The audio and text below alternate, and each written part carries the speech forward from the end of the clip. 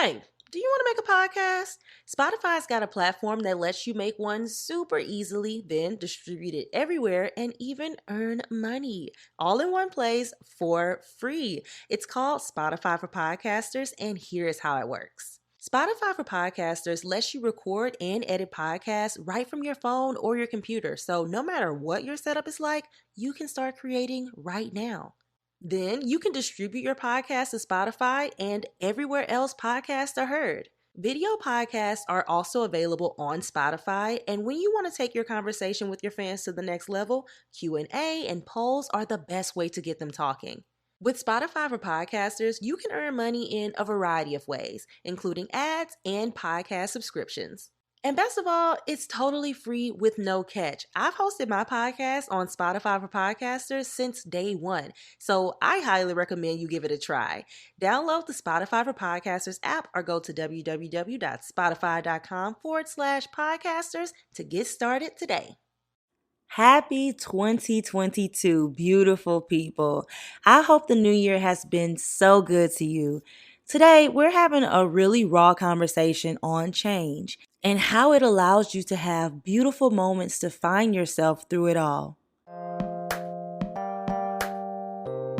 What is going on, beautiful people? You are listening to the Affirmations for Black Girls podcast, where we focus on personal growth and cultivating a healthy relationship with ourselves. I am your host, Tyra, the creative actress, content creator, and mental health enthusiast. Let's jump into today's episode.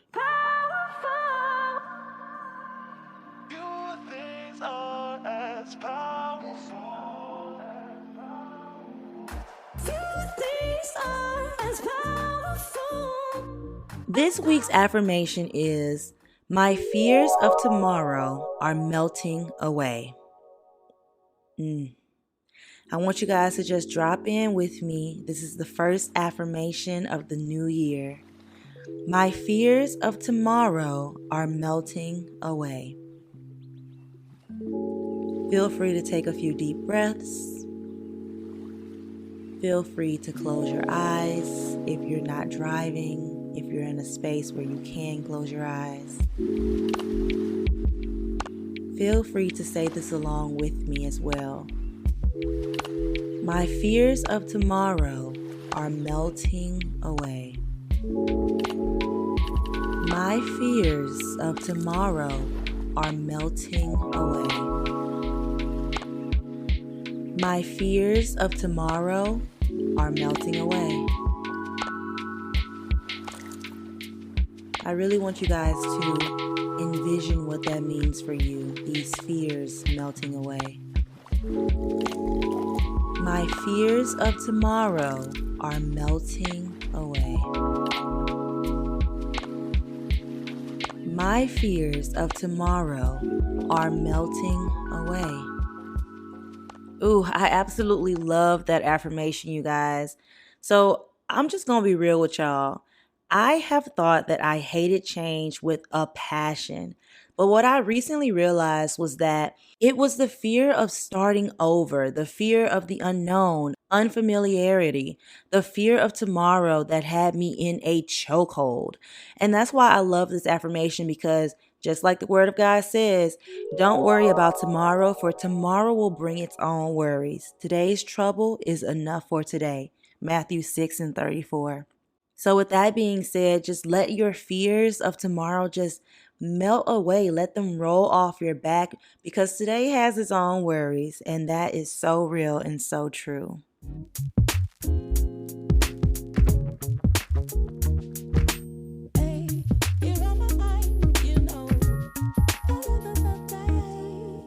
All right, y'all. So I normally script out my episodes completely. Fun fact, if you didn't know that. But today I really wanted to have a really raw conversation, especially with this being the first episode of the new year. I've done a lot of reflecting and, thinking about the past year, 2021. And I just wanted to talk freely and authentically with all of you.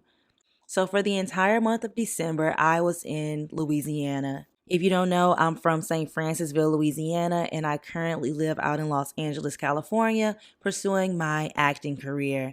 So I spent a month at home and I really learned a lot about myself.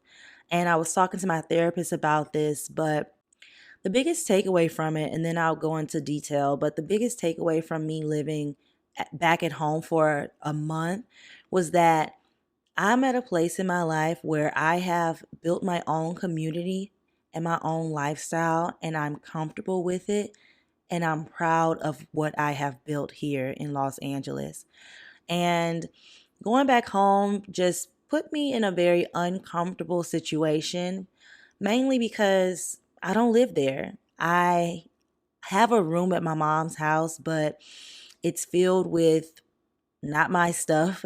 Like my clothes are in the closet and, that type of thing. But they basically use that room as storage. So when I go home, there's just all types of things that are also in this room with the remnants of stuff that I left at home before moving out to Los Angeles.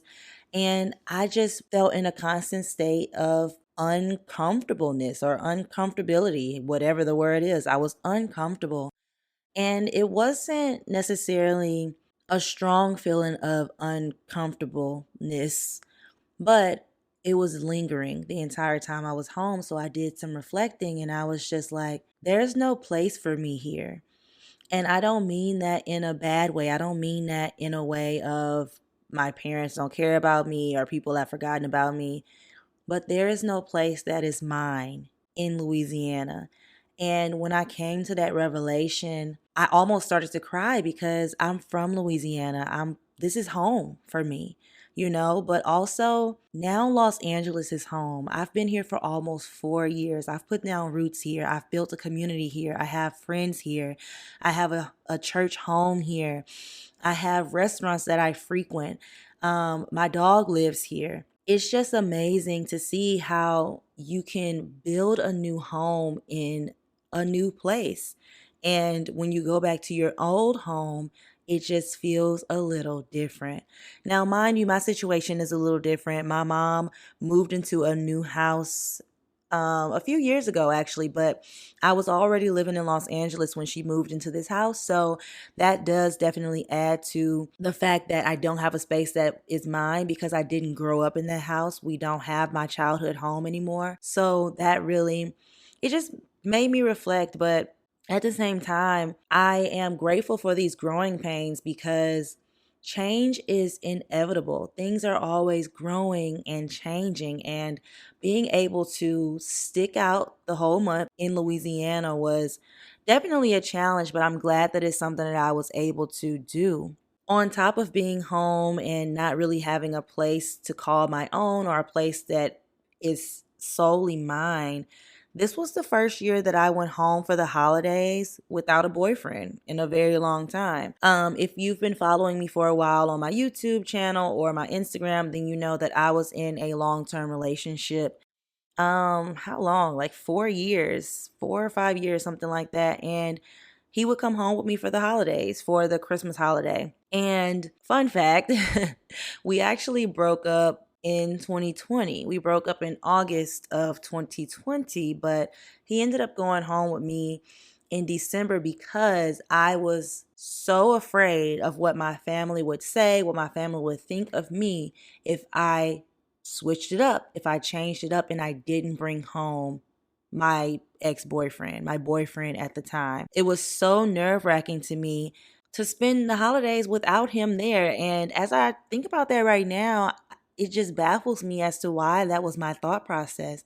We get comfortable in these situations no matter what the situation is, and not even to add on, but seasonal depression and seasonal anxiety and just going back home for the holidays at this weird age of your late 20s where you're still trying to figure things out. You have a little bit figured out, but then you go home and people still think you're a child, or they still think that you're growing up, or they still think that you're the same person that you were when you lived there. Adding all of that on top of a fresh breakup, I basically begged him to go home for the holidays with me. And when I say begged, it wasn't really, begging too much, but I begged him to go home for the holidays with me. And it wasn't too much of a beg because he actually loved being in Louisiana. He loved my family. And we were trying to, I don't know what we were trying to do, y'all, but honestly, 2020 should have been my first year coming home for the holidays without a boyfriend because I was, in fact, single, and I didn't tell my family this. And it was just very, very weird for me on the inside, knowing that I'm not with this guy, but he's here for the holidays, just because I don't really want to have those hard conversations yet with my family. And as I'm reflecting on that, I realized that I always like to be in control. And this is why I thought I hated change, because when things change, you're obviously not in control of the situation. And you're unfamiliar with what's going to happen. You're uncomfortable because you don't know what's going to happen. And it's just this circle of being uncomfortable. But at the end of the day, I had to shed that layer. I had to shed that layer of that relationship. I knew that it wasn't going to last, and I should have spent that time in 2020 reflecting and really feeling those fresh emotions, because I was able to kind of wean myself off of him, because I was thinking to myself every day, okay, Tyra, you ain't with this boy no more. Like, you gonna get it together. And instead of just saying, okay, this is my new reality, I'm no longer in a relationship, I can go home for the holidays without a boyfriend. And while I know I can, it was just, I was gonna get a slew of questions, which I did this year. Granted, I was way more emotionally stable about the situation. So I was able to have an emotionally mature conversation. Hey, where's so and so? What happened to so? How is so and so? I was able to have these conversations with family members and just say, we didn't work out. Instead of saying things like, oh, well, he's a horrible person and this is what happened and let me tell you this. I'm so glad that I didn't do that. And that's something that I feel like could have happened depending on how the conversation was started with a certain family member. And I just don't want to paint him in that light, because at the end of the day, that is what it is. We just did not work out. And this change in my life, this change after almost 5 years of being together and being in each other's lives every single day, this change was very, very good for me.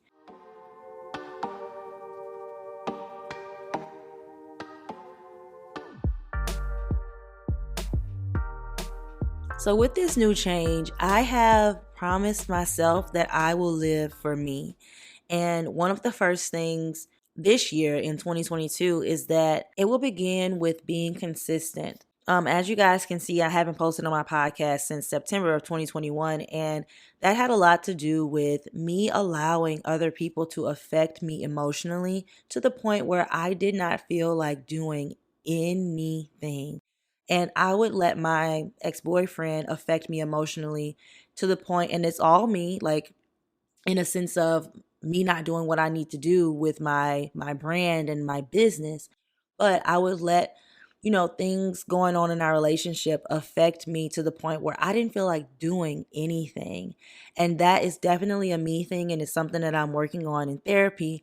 And I'm so excited that I have made up in my mind, and I made a promise to myself, which is also putting myself first, that I will do the things that I love, and I will not allow someone to have control over my emotions. I will not allow someone to affect my emotions in a way where I'm paralyzed. I'm not doing things for my business. Like, that is just not going to happen, because I just reflected on just how much time and energy I spent trying to think about why I felt this way, or just sitting in and steeping in and ruminating in the hurt, or ruminating in the anger or the frustration or whatever I was feeling based on other people.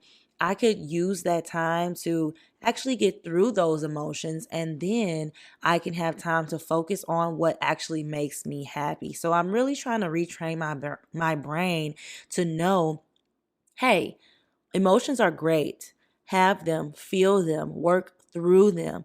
But once you're done, we need to get back to work because we have things to do. And I'm really trying to find balance in all of that in this year after change.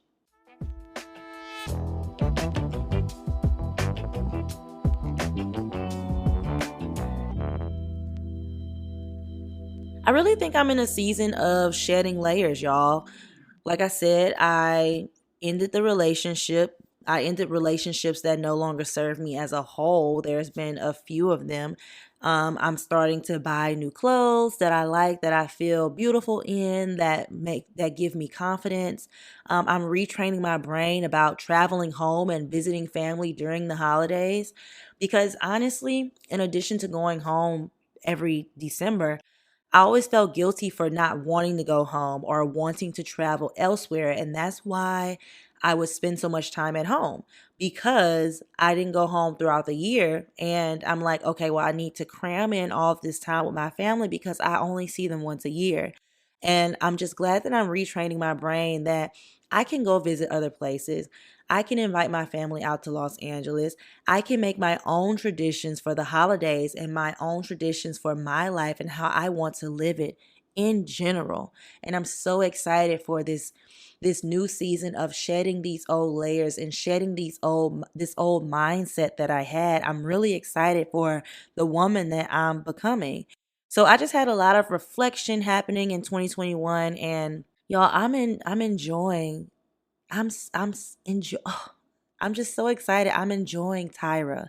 I'm enjoying this woman, Tyra, this 27-year-old woman living in Los Angeles, California, named Tyra Morrison, that is from a small town in Louisiana called St. Francisville, that has endured a lot of things, that has grown from a lot of things, that is taking every card that she has been dealt and is building herself into the woman that God wants her to be.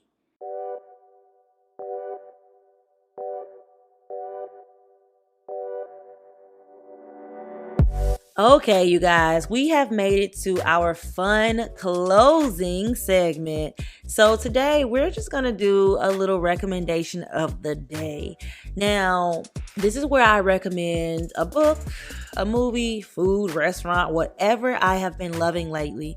And something that really got me through most of the days in Louisiana when I was feeling out of whack and just feeling out of place is lo-fi music.